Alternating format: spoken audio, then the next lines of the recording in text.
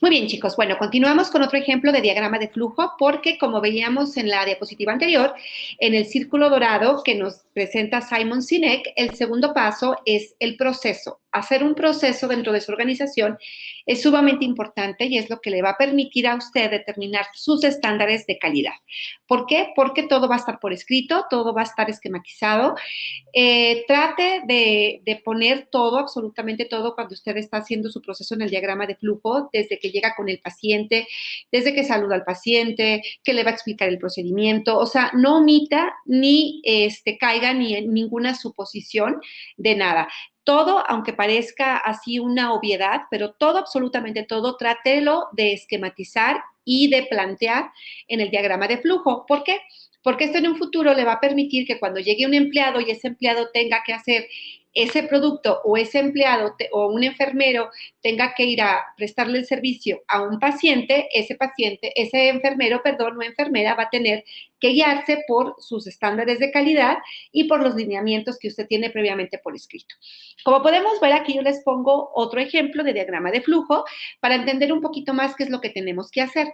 Lo que yo les recomiendo es que lo primerito que haga usted son las actividades. ¿Se fija? Es la parte que tengo yo en el centro de mi tabla. Trata de esquematizar todas las actividades. Y aquí yo les recomiendo que no le deje esta actividad únicamente a un compañero del equipo. Trate de que esta actividad háganla entre todos. ¿Y cómo la pueden hacer entre todos?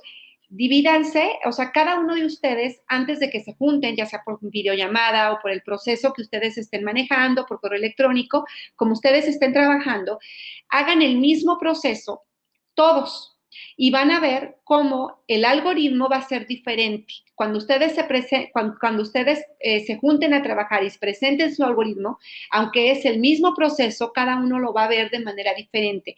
Eso le va a permitir retroalimentarlo y que usted vea algún proceso que le faltó a usted y que otro compañero lo pueda complementar. Por eso este proceso no se lo dejen a una persona.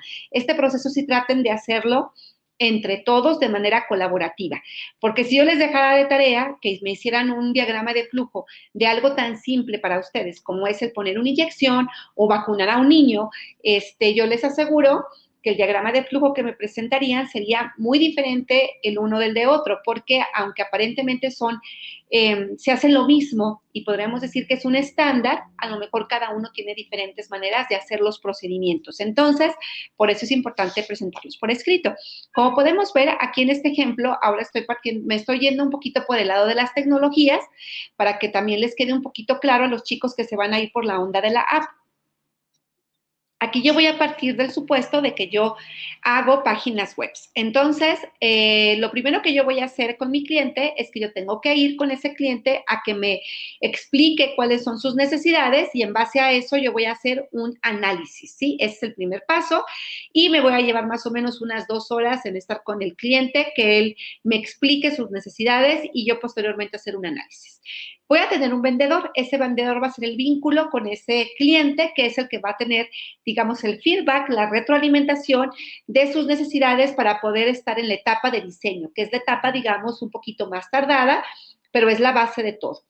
Y si la propuesta finalmente que yo le entrego al vendedor es aprobada, entonces ahora sí yo cobro el 50% de anticipo. Chicos, que no se les olvide cobrar y más que eso quede plasmado en su diagrama de flujo. Cuando es un proceso, como el que hice yo anteriormente, pues bueno, ahí no le puedo cobrar yo a nadie porque simplemente plasmé el proceso de cómo haría mi producto.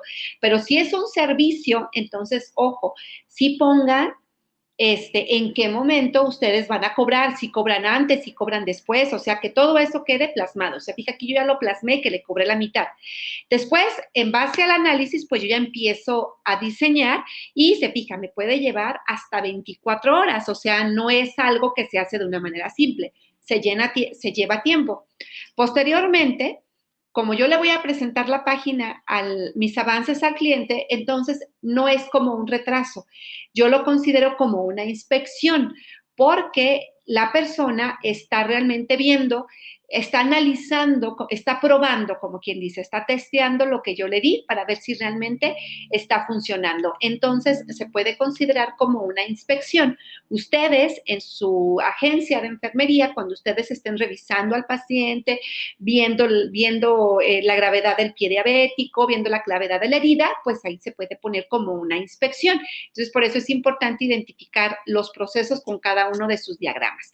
Después de que ya me dice los cambios, entonces yo ya empiezo a hacer los cambios correspondientes y lo hago hasta que el cliente me lo apruebe al 100%.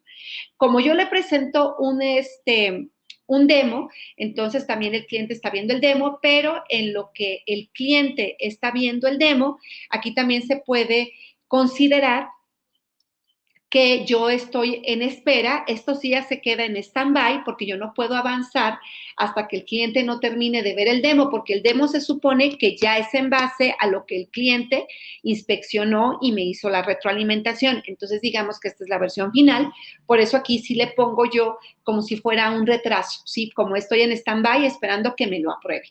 Si el cliente me lo aprueba, entonces yo ya lo doy de alta en el servidor, se lleva de 1 a 4 horas, hago un backup, hago un respaldo, se fija aquí ya entra la cuestión de almacenamiento y finalmente, como yo ya se lo terminé, entonces le cobro el otro 50%.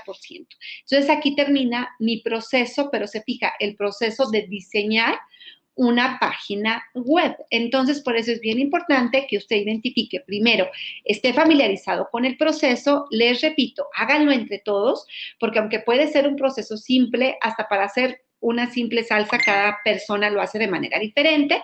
Entonces, el objetivo de esta parte es que ustedes logren estandarizar procesos, logren que todo quede de la misma manera y que cualquier persona que haga ese proceso en su organización la haga en base a este proceso que usted está dejando por escrito, porque es el que está autorizado por ustedes como los empresarios.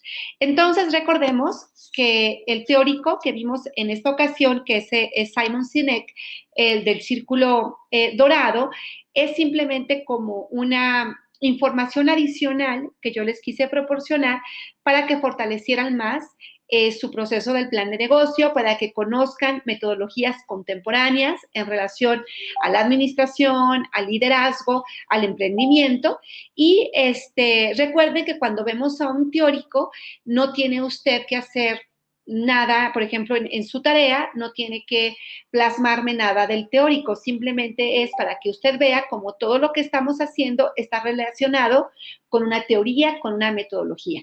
En este caso, el círculo dorado es bien interesante, es bien importante. Les voy a poner también de manera adicional un video que sí me gustaría que todos lo vieran de este teórico, en donde él explica de una manera muy dinámica cuál es la base de su teoría de este círculo dorado y para que vean cómo todo lo que estamos haciendo va 100% relacionado a lo que este teórico nos dice y finalmente es la base de todo lo que usted básicamente tiene que contestar cuando termine su plan de negocios. Usted debe de saber por qué lo hace, cómo lo hace y cómo lo prueba, ¿verdad? Entonces es lo que usted debe de lograr convencer para poder finalmente vender. Entonces, hasta aquí queda nuestro diagrama de flujo con este otro ejemplo. Espero que con esto les quede un poquito más entendido. Y ya con esta clase nos vemos hasta la próxima semana.